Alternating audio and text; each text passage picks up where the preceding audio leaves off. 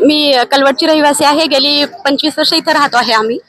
तर मी राहायला आल्यापासून पहिला खड्डा बरा होता, पण त्याच्यानंतर प्रत्येक पावसाळ्यानंतर खड्ड्याची इतकी बेकार अवस्था झाली आहे. तात्पुरतं काम इथं नेहमी रफिक भाईंच्या माध्यमातून केलं जातं, छोटे छोटे पॅचेस बुजवले जातात, पण परत पाऊस आला की परत जैसे थे तशीच स्थिती होते रस्त्यांची.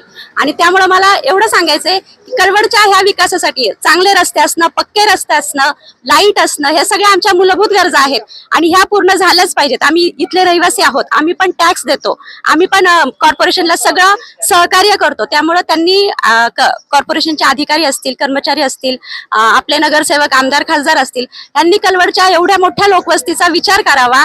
आम्ही इतके 10,000च्या वर इथे लोकवस्ती आहे आणि इतक्या खराब रस्त्यातून रोज ये जा करतो. अपघाताचे प्रमाण इथे खूप वाढलेले आहेत. लहान लहान विद्यार्थी, शाळेची मुलं जेव्हा पडतात तेव्हा फार वाईट वाटतं.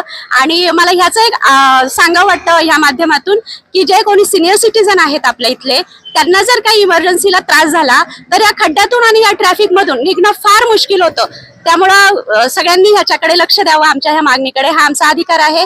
तुम्ही आम्हाला पक्के रस्ते करून द्या, अंडरग्राऊंड वायरिंग करून द्या, म्हणजे लाईटचेही काही इश्यू होणार नाहीत. आणि रस्त्यावरती लाईट आणि पक्के रस्ते एवढा फक्त करून द्या. रफिक भाई आम्हाला वेळोवेळी सहकार्य करतात, आमच्या मदतीला नेहमी उभे राहतात. यासाठी मी खरं तर रफिक भाईंचे आभार मानते. आणि कलवडसाठी कुणीही जे कोणी आवाज उठवेल, मग तो सर्वसामान्य नागरिक असू दे, पुढारी असू दे, कुठल्याही पक्षाचा असू दे किंवा राजकारणाचा असू दे, आम्ही त्यांच्या पाठीशी राहू. यामुळे रफिक भाई, आम्ही कायम तुझ्या पाठीशी आहोत. तुम्ही असंच कार्य करत राहा. त्या रस्त्यांची अवस्था बघून खूप वाईट वाटतंय. रस्ते तर खराब झाले. पाणी कुठे, खड्डे कुठे, काही कळत नाही. आमच्या घरात इतकं पाणी येतं एक गाडी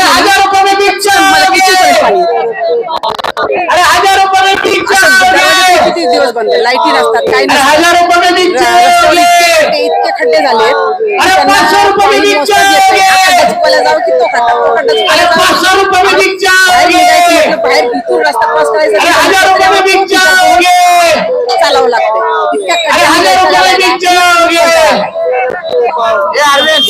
माझ्या घरासमोर खूप सारे खड्डे आहेत आणि तिथं रोज एक तरी वेळा अपघात होतो आणि रोज एकदा तरी कोणीतरी तिथं पडतं आणि ते आम्हाला येऊन त्यांना उचलून पाणी द्या किंवा त्यांना बसवा. रोजचं रोज, म्हणजे एक दिवस पण खाडा नाहीये.